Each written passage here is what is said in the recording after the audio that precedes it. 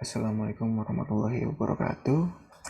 Selamat pagi Pak Adkison dan juga teman-teman semua. Nah, pada kesempatan kali ini kami dari kelompok 2 ingin mempresentasikan materi yang berjudul Analisis Tujuan, Strategi, dan Perencanaan Pembangunan di Indonesia. Sebelumnya perkenalkan dulu kami, yaitu yang pertama ada Muhlas Sila Muhtadin, dan juga saya sendiri Murtado, dan yang terakhir Andri Melkisedek.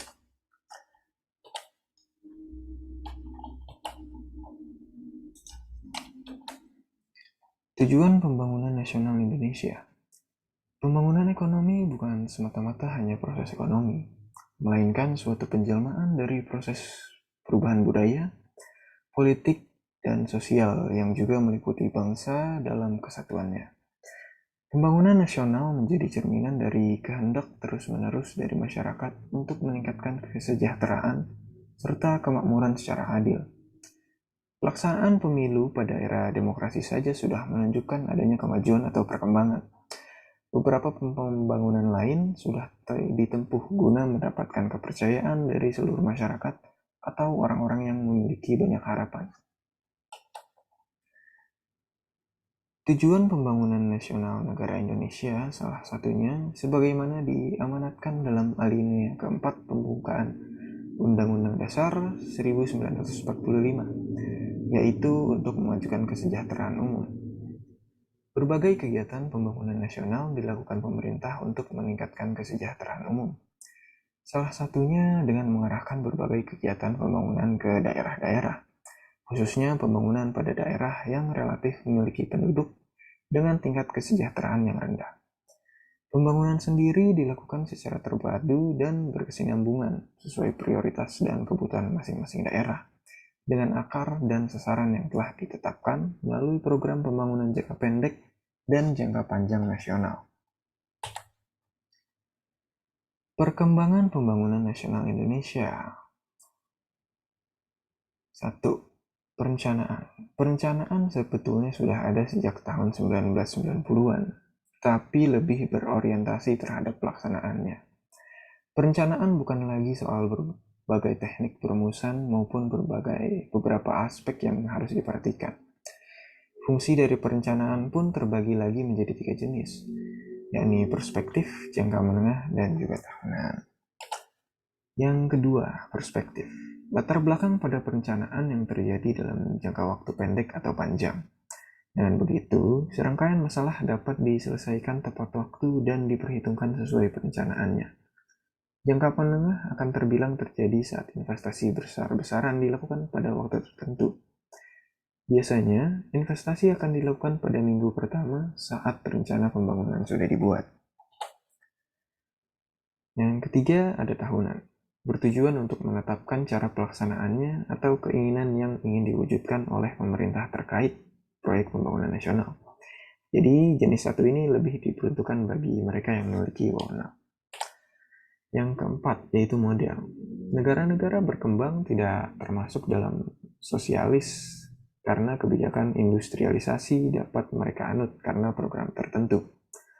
Kelompok yang pertama pastinya berasal dari negara untuk melaksanakan strategi yang berorientasi pada impor. Ada pula model pembangunan lainnya yang disebut sebagai model pembangunan PJP2 untuk mencapai banyak kemajuan di Indonesia. Misalnya saja menurunnya persentase wanita buta aksara dari 50% menjadi 21%. Selanjutnya ada pengertian perencanaan ekonomi. Perencanaan sering disamakan dengan sistem politik suatu negara seperti kapitalis, sosialis, dan campuran. Setiap bentuk campur tangan pemerintah dalam masalah ekonomi diartikan juga sebagai perencanaan. Oleh sebab itu, perencanaan dapat dikatakan sebagai teknik atau cara untuk mencapai tujuan dan sasaran tertentu yang telah ditetapkan sebelumnya, serta telah dirumuskan oleh Badan Perencana Pusat. Tujuan perencanaan ekonomi. Tujuan perencanaan ekonomi adalah mengadakan suatu perekonomian nasional yang diatur, yang direncanakan tujuannya dan jalannya. Dan perencanaannya pada asasnya berkisar pada dua hal, yaitu 1. Penentuan pilihan secara sadar mengenai tujuan yang hendak dicapai dalam jangka waktu tertentu atas dasar nilai yang dimiliki masyarakat yang bersangkutan. Yang kedua, pilihan-pilihan di antara cara-cara alternatif yang efisien serta rasional guna mencapai tujuan-tujuan tersebut.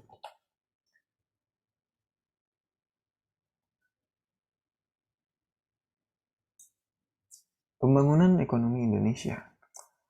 Seperti kita ketahui bersama bahwa salah satu tujuan penting perencanaan ekonomi di negara sedang berkembang atau NSB termasuk di Indonesia adalah untuk meningkatkan laju pertumbuhan ekonomi.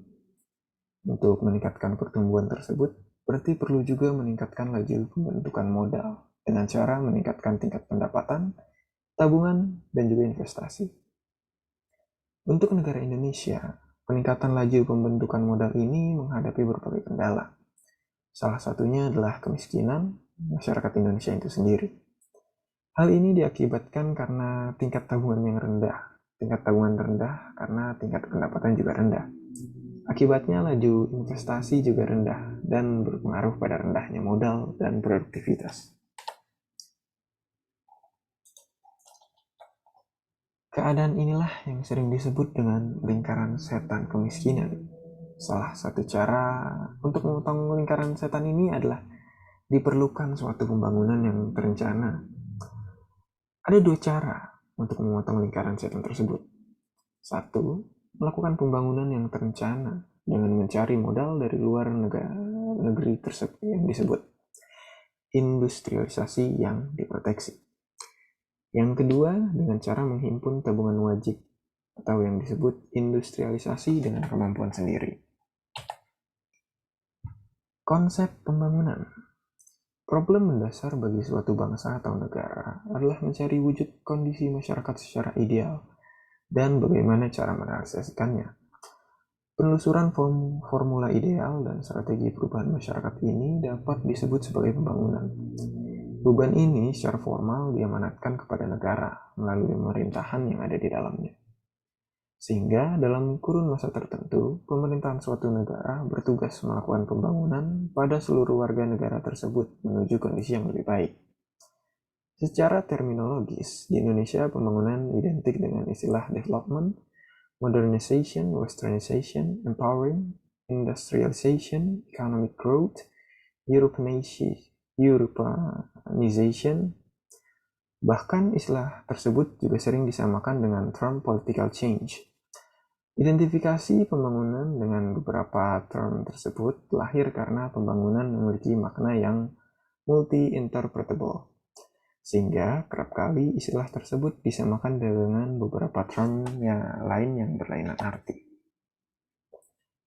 Beberapa nilai dasar dari konsep pembangunan ialah yang pertama, pembangunan mengandung makna proses. Ada tahapan-tahapan atau proses tertentu yang harus dilalui ketika pembangunan tersebut dilakukan. Yang kedua, pembangunan mengandung arti perubahan menuju arah yang lebih baik. Ada pertambahan nilai atau value dan guna atau utility dari objek pembangunan. Dalam hal ini, dapat juga dikatakan bahwa ada tujuan dan target tertentu dalam pembangunan. Yang ketiga, terdapat subjek, metode, dan objek dalam pembangunan. Ada subjek yang melakukan pembangunan, ada rangkaian langkah yang menjadi panduan, dan terdapat juga objek atau sasaran pembangunan. Ada syarat-syarat pembangunan ekonomi dalam melaksanakan pembangunan ekonomi. Tidak begitu saja dapat dilaksanakan. Akan tetapi diperlukan beberapa syarat-syarat yang mendukung. Syarat utama dalam pembangunan adalah adanya pemerintahan dan rakyat. Pembangunan tidak dapat berjalan apabila hanya salah satu yang menjalankan. Sehingga pembangunan pada dasarnya adalah dari rakyat untuk rakyat. Rakyat yang berdaulat, maka sudah sewajarnya rakyat pula lah yang menikmati hasil-hasil pembangunan. Penduduk merupakan aset dalam pembangunan, mengingat penduduk sebagai suatu agent of development. Sehingga tidaklah berlebihan bila dikatakan berhasil tidaknya pembangunan ditentukan oleh sikap penduduk selama proses pembangunan berlangsung.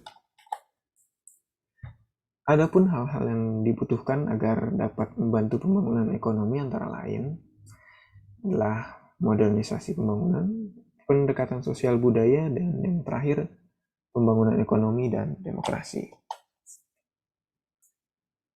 Adapun manfaat pembangunan ekonomi adalah sebagai berikut.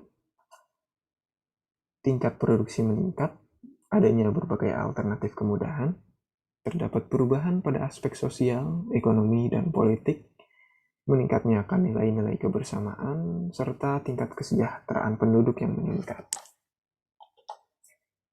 Sekian presentasi dari kelompok kami. Kurang lebihnya mohon maaf dan terima kasih.